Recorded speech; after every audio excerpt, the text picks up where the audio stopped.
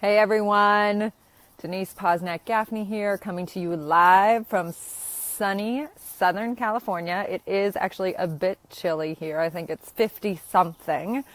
And I have to say it's great to be in the sun and being just outside, period, coming from New York City. So it's an interesting time. I had already planned on talking about being, quote, spring break ready on this day. And I actually didn't know I was going to be in California on this day when I planned to talk about this for today, because it is about that time. And so it's sort of strange, especially if you're on the East Coast. There's a huge storm coming in this weekend, to think that spring break could be here. It could be here for some universities. It's here in a couple weeks, even next week.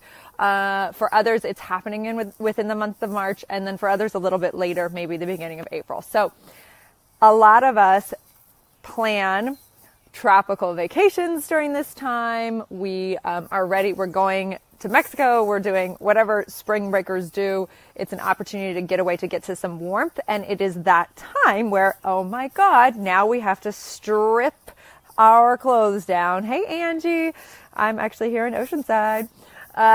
We have to strip our clothes down and get into a bathing suit. And so that term spring break ready for a lot of us brings up anxiety. It brings up this nervousness about, oh my God, like I have to go on to a beach and be judged. So why do we feel like that? Okay. Obvious reasons. Wintertime for us is a time to kind of close in, especially if you live in, colder climates.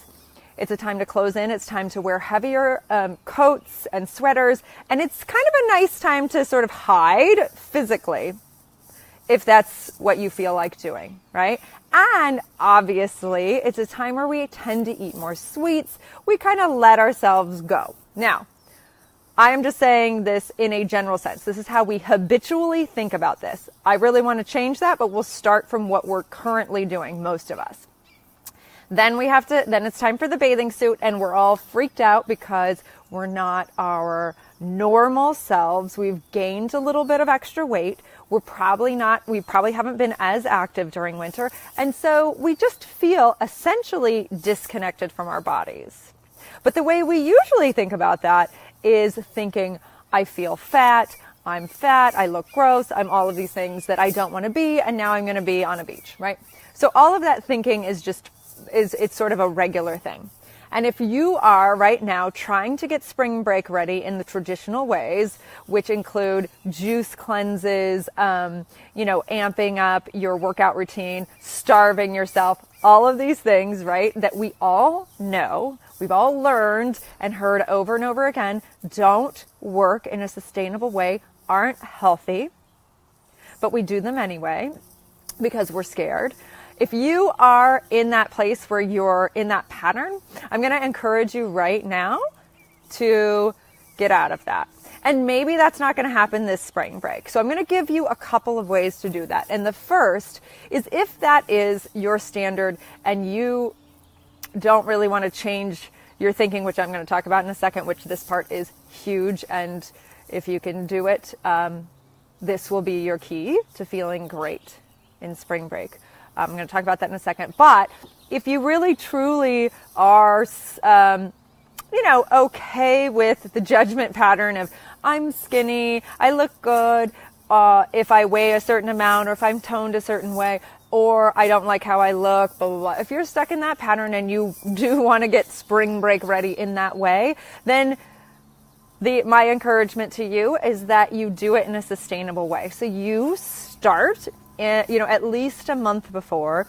And that month before means you get on a nice, beautiful, get back to your clean eating. Maybe you I do this with my friends, set up a text group where you have accountability, and you are joining with other friends in a commitment to eating clean. I just got popped off, but here I am, I'm back. Then that's great. Start early, do it But that is a pattern that I also want you to consider getting out of. And the thing I'm going to encourage you to do, and this is triggered by something that a friend of mine texted me today. She said, I was just on vacation and I didn't eat poorly. I ate pretty well, so I don't feel fat. Okay. So the key word I want to focus on there is the word feel. All of this spring break ready, all of this body on the beach fear comes from how we feel in our bodies, not from what our bodies actually are. So you could weigh 98 pounds and be 5'8" and feel fat, even though it is totally not true, right? You could weigh, 200 pounds and feel sexy and beautiful and amazing. And if you feel that, you are that.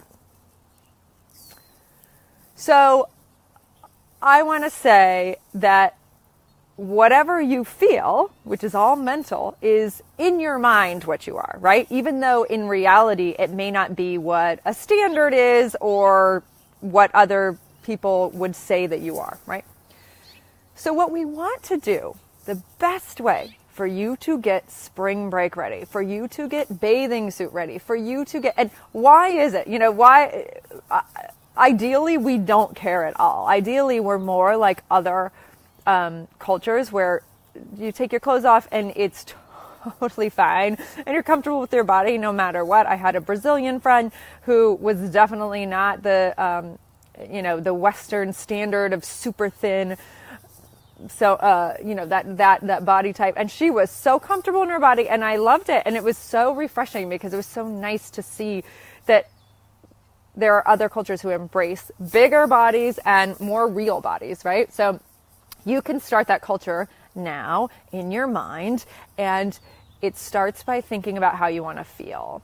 So some of the great ways to do this are by, I'm going to call them PBAs, like a PDA, but a PBA.